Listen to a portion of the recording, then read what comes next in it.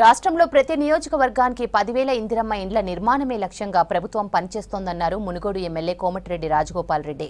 గత ప్రభుత్వం సొంత పార్టీ కార్యకర్తలకే డబుల్ బెడ్రూమ్ ఇండ్లను మంజూరు చేసిందని విమర్శించారు. కాంగ్రెస్ సర్కార్ పార్టీలకు అతీతంగా ప్రభుత్వ పథకాలను అందిస్తోందన్నారు. యాదాద్రి భువనగిరి జిల్లా చౌటుప్పల్ మండలం దామరలో ఇందిరమ్మ ఇండ్ల లబ్ధిదారులకు మంజూరు పత్రాలను అందించారు ఎమ్మెల్యే. కార్యక్రమంలో ఎమ్మెల్సీ నెల్లికంటి సత్యం పాల్గొన్నారు. వచ్చిన వాళ్ళు సంతోషపడతారు కానీ రాని మాత్రం బాధపడతారు. ఎంతో మంది పేదలు ఇల్లు రాని వాళ్ళు ఉన్నారు.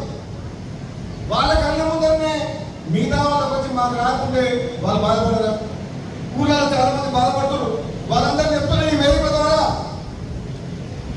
నిరుపేద కుటుంబంలో ఉండి ఇల్లు రాని వాళ్ళు చాలా లేక ఇల్లు రాని వాళ్ళు వివిధ కారణాల వల్ల ఇల్లు రాని వాళ్ళు ఎవరు కూడా ఆధార్యపడద్దు, బాధపడద్దు. మీకు ఇల్లు ఇచ్చే బాధ్యత కాదు.